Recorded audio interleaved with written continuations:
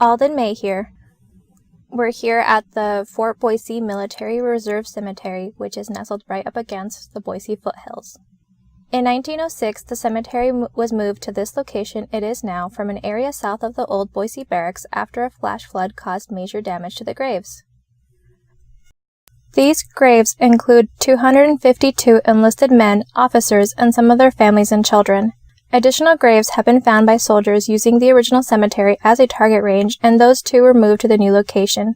Some of these graves are barely readable, and some were so damaged that they have had newer markers made that simply say unknown.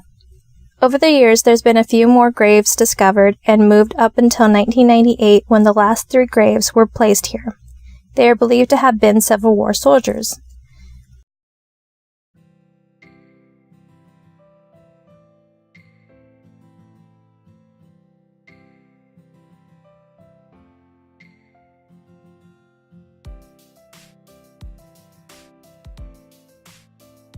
After losing funding after World War II, the cemetery was given to the city of Boise, with the intention of maintaining it as a historic site and keeping it in its natural state.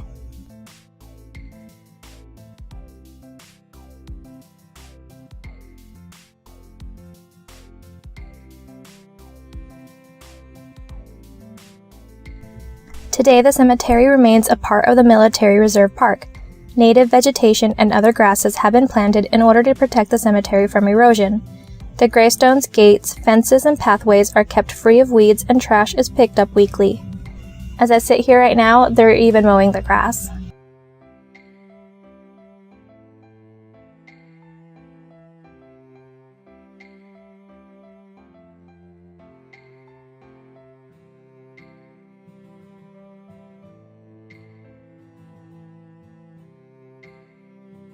As I walk around the cemetery, there's just great peace. It's full of life. I see a lizard, grass swaying. The cemetery has been turned into a park for people to enjoy and walk around. The surrounding area is great for hiking and biking. The cemetery is like the cemeteries of yesterday. Before national parks or public parks, cemeteries were a place for people to gather, have picnics, play. I invite you to come to see the cemetery if you're in the area. I'll leave details as well as sources and links down below.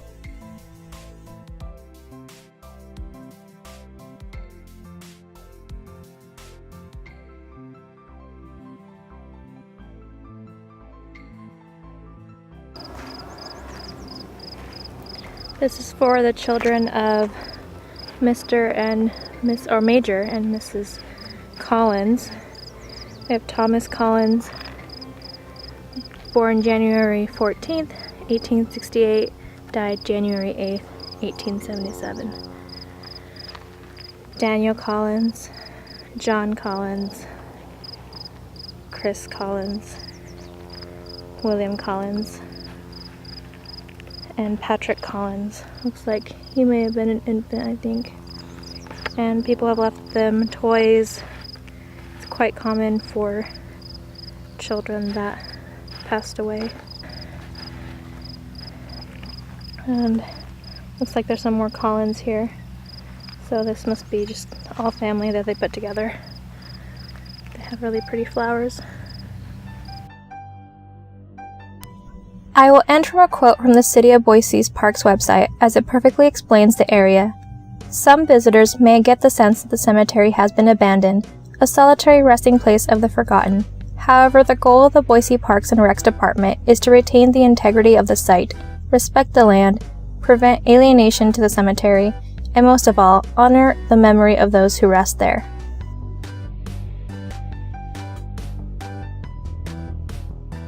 I hope you've enjoyed this video. I plan on making quite a few of these in the future. If you have any suggestions or places that you think I should visit in the Idaho area, as I'm not financially able to travel to other states at the moment, please let me know. Thank you.